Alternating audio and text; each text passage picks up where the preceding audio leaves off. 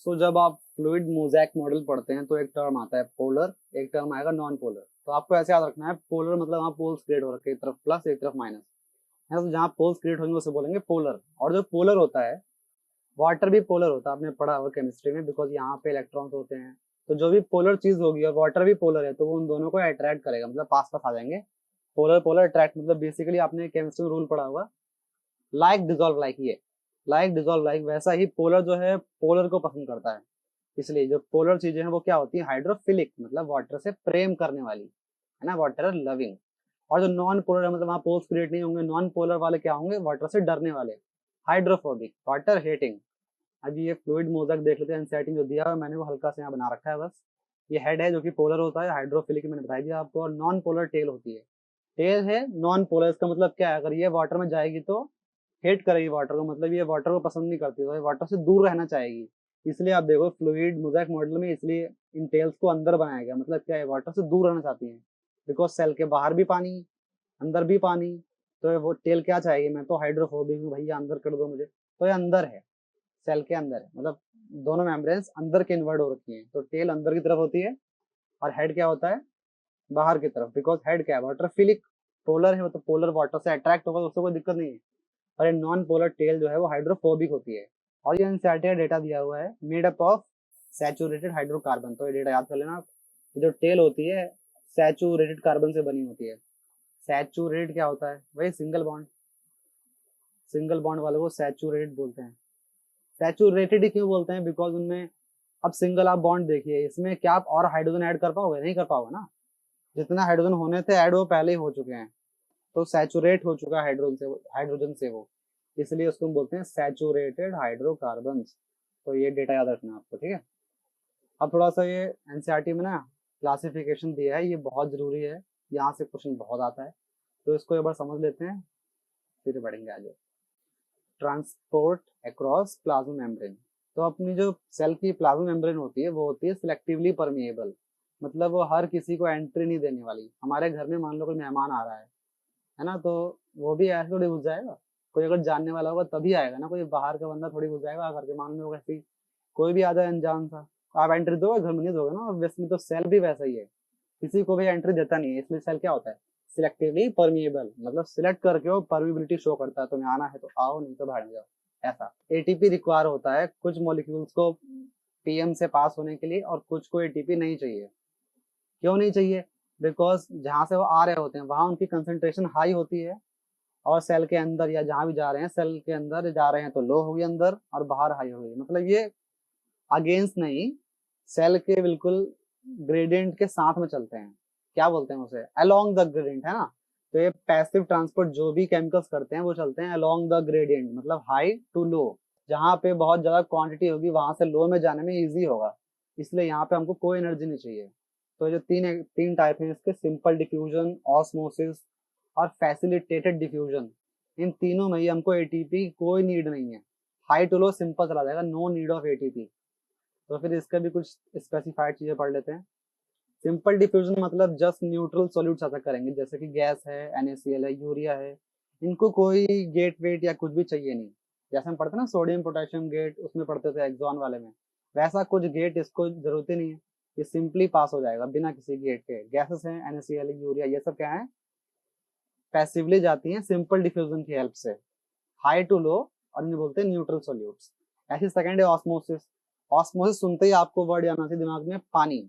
Because osmosis सिर्फ water का respect में बोला जाता है, तो जब सिंपल डिफ्यूजन वाटर का हो रहा हो, किसका, H2O का, तो उसको हम बोलते हैं ऑस्मोसिस, जो कि भाई हाई टू लो होगा तो इसमें एनर्जी चाहिए नहीं हमें, ये सिंपली वाटर भी क्रॉस हो रहा था, तो ये भी कैसे होगा, पैसिव, नो एटीपी नीडेड। अब सुनिए कुछ चीजें क्या होती हैं, जैसे मैं स्टार्टिंग बोला था, ये पोलर होता है, ये नॉन पोलर होता है। तो अगर लेट से कोई पोलर चीज, मान लो ग्लूकोज है, एक पोलर चीज यहाँ से पास होना चाहिए मेम्ब्रेन से, है ना, यहाँ से अगर पास होना चाहे तो नहीं हो पाएगा, बिकॉज ये पोलर है, हेड भी पोलर है, तो पोलर पोलर डिजोल्व हो जाएंगे। और ये टेल क्या है, नॉन पोलर है, तो ये ग्लूकोज या जो भी पोलर चीज आ रही है उसको रेपेल करेगा, है ना। इसलिए कोई भी चीज ऐसे सीधा पोलर चीज आकर के यहाँ से वो नहीं हो सकती, पास नहीं हो सकती, इसलिए हमें जरूरत पड़ती है फैसिलिटेटेड डिफ्यूजन की। यहाँ भी हाई टू लो है, एटीपी नहीं चाहिए, पर फिर भी यहाँ पे जो चीज पास हो रही होती है वो पोलर होती है। पोलर मतलब उनके पास चार्जेस है, तो वो रेपेल करेगा किससे, टेल से, बिकॉज टेल क्या है, नॉन पोलर है। हेड से तो हो जाएगा, हेड तो पोलर है, तो हेड में कोई दिक्कत नहीं है, पर जो टेल है वो नॉन पोलर होती है, इसलिए वो रिपल्शन करेगी। तो फिर इनको इनको क्या चाहिए होता है, मतलब इन्हें क्या चाहिए होता है, कैरियर प्रोटीन की नीड होती है। प्रोटीन भी पोलर होता है, तो जब यहाँ प्रोटीन लगा दिया हमने जो कि पोलर है, जो ग्लूकोज लेट से आ रहा है, तो वही पोलर आराम से क्रॉस करने देगा। अब तो नॉन पोलर का झंझट ही नहीं रहा है ना। तो एग्जाम्पल में लिखा हुआ है glucose needs GLUT four. Glucose क्या है, सबस्ट्रेट है, और ग्लूट फोर इस केस में क्या है, कैरियर प्रोटीन। हमने पढ़ा हुआ बायोमोलिक्यूल चैप्टर में एक टेबल दी हुई है, उसमें ग्लूट फोर लिखा है, ग्लूकोज ट्रांसपोर्टर।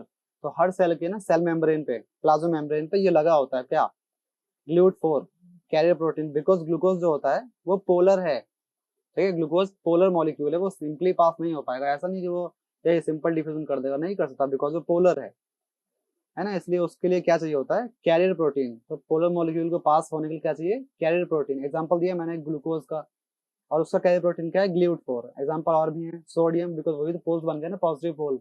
तो ये भी चीजें सब पोलर है, जिन पे चार्ज है वो सभी चीजें पोलर होते हैं, है ना। इन सबको क्या चाहिए होते हैं, आयन चैनल्स, जिसको हम कैरियर प्रोटीन बोल रहे हैं यहाँ पे। तो सिंपल मैंने दिखाया, ग्लूकोज जा नहीं पाएगा, पर अगर उसको कैरियर प्रोटीन मिले ग्लूट फोर, ग्लूट 1 2 3 भी होते हैं, पर 4 हमारे सिलेबस में है, ग्लूट फोर, तो आराम से वो पास हो जाएगा। अब एक और चीज पढ़ते हैं एंड में बिल्कुल, एक्टिव ट्रांसपोर्ट। एक्टिव ट्रांसपोर्ट मतलब यहाँ पे एटीपी लगेगा, बिकॉज अब एटीपी क्यों लग रहा है, बिकॉज अब जो हमें ट्रांसपोर्ट करना है वो भैया लो टू हाई करना है ना। जैसे आप देखिए, अगर छत से पानी नीचे आ रहा है मोटर के पाइप की हेल्प से, तो सिंपली उसको कुछ नहीं चाहिए, सिंपल ऊपर से नीचे आ रहेगा, पानी बहुत ज्यादा है। पर अगर आपको जमीन से बिल्कुल छत तक पानी पहुंचाना, तो हमें क्या लगती है, मोटर। तो मोटर क्या होता है, एक तरह का पंप होता है ना। तो ये क्या करता है, लो टू हाई ट्रांसफर करवाता है किसी भी चीज का, वाटर हो रहा है उस केस में। तो यहाँ भी क्या होगा, एक्टिव ट्रांसपोर्ट में एनर्जी लगेगी, बिकॉज अब लो टू हाई ट्रांसफर करवाना है ना। तो फिर इसी को बोलते हैं मूवमेंट अगेंस्ट कंसंट्रेशन ग्रेडियंट। और उसका एग्जांपल है सोडियम पोटेशियम पंप। भाई जो याद है आपको, एक्सॉन मेम्ब्रेन देखी थी, यहाँ पे लास्ट में सोडियम पोटेशियम पंप बना था, जो Na और K को ट्रांसफर करता था, यही एक्टिव वाला था वो। और एक और एग्जांपल है H प्लस पंप, वो लाइसोसोम याद है, लाइसोसोम की सरफेस पे यहाँ पे H प्लस के पंप हुआ करते थे, जो वो भी अगेंस्ट द ग्रेड अंदर H प्लस भेजते हैं, जिसकी हेल्प से अंदर एसिडिक मामला हो जाता है, उसकी वजह से कुछ भी चीजें डाइजेस्ट हो जाती हैं।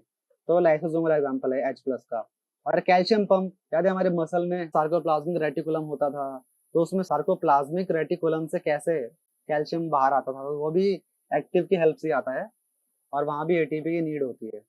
ये मैंने दिखा रखा है, ऐसे होता है। ये लाइसोसोम की प्लाज्मा मेम्ब्रेन है, H प्लस को जाना है लाइसोसोम के अंदर, बिकॉज अंदर एसिडिटी चाहिए उसको, एसिडिटी, तो वो एटीपी का यूज करेगा, उसको ब्रेक कर देगा एडीपी प्लस H प्लस में, और जो एनर्जी निकलेगी बॉन्ड से उसको यूज कर लेगा H प्लस को अंदर ट्रांसफर करने में। तो यहाँ भी ये क्या लग गया, पंप। ये क्या है, H प्लस पंप, है ना।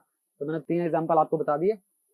पोलर ग्लूकोज होता है, हेड तो पोलर है, पर टेल जो है वो नॉन पोलर है।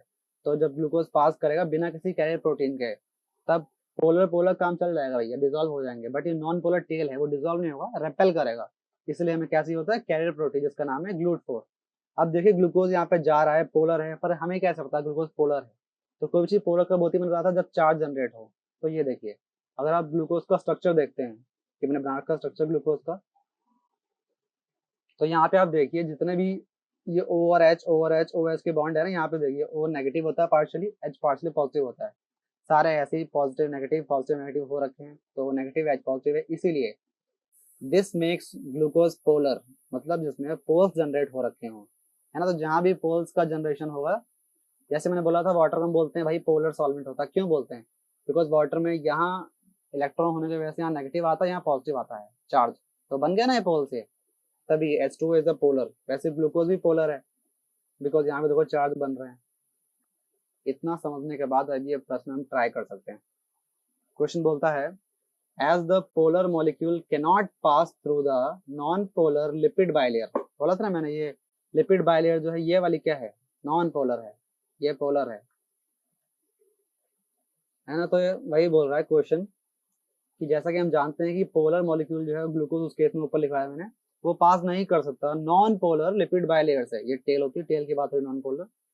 दे रिक्वायर, तो उन्हें क्या चाहिए होता है, एक कैरियर प्रोटीन, है ना, carrier protein of the membrane to facilitate their transport, भाई फैसिलिटेटेड ट्रांसपोर्ट की बात कर रहा है, फैसिलिटेटेड डिफ्यूजन की बात कर रहा है ना, अक्रॉस द मेम्ब्रेन। तो इसका आंसर क्या होना चाहिए, कैरियर प्रोटीन। वो लिपिड कैरियर नहीं होता है, ना कि वो नॉन पोलर चैनल होता है। तो कैरियर प्रोटीन होता है जो कि क्या होता है, पोलर। इसीलिए पोलर पोलर आराम से डिसॉल्व होकर निकल जाता है। So that's it for today, bye.